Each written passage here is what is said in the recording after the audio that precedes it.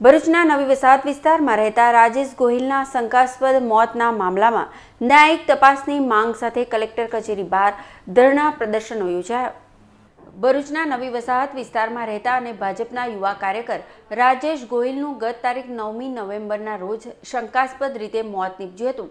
આ અંગે પોલીસે અકસ્માત મોત અંગેનો ગુનો દાખલ કરતા પરિવારજનો અને સ્થાનિકોએ વિવિધ મુદ્દા સાથેનું આવેદનપત્ર પાઠવી એ મુદ્દા આધારે તપાસ કરવા માંગ કરી હતી, પરંતુ તેઓની માંગ ન સંતોષાતા આજરોજ મૃતકના પરિવારજનો અને સ્થાનિકો કલેક્ટર કચેરી બહાર ધરણા પર બેઠા હતા અને ન્યાયિક તપાસની માંગ કરી હતી। રાજેશ ગોહિલની હત્યા જ થઈ હોવાની આશંકા પરિવારજનો દ્વારા વ્યક્ત કરવામાં આવી છે। આજે અકસ્માતનો ગુનો દાખલ કરી અને પોલીસ એ ગુનાને છુપાવવાનો કોશિશ કરી રહી છે અને જે પ્રકારે અમે પોલીસને 16 મુદ્દાઓ જે આપેલા એ મુદ્દાઓ પર પોલીસે અત્યાર સુધી કોઈ કાર્યવાહી કરવામાં આવેલી પણ નથી અને જે ગુનેગારો છે હવે ખુલ્લા પડી રહ્યા છે અને પોલીસ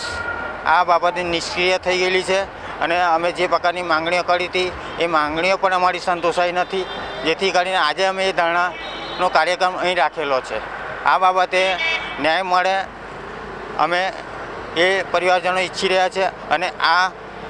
ખરેખર મારા ભાઈનું મર્ડર થયું છે અને આની સાચી દિશામાં જો તપાસ કરે નિષ્પક્ષ રીતે તો આની અંદર બહુ મોટું રાજ બહાર આવે।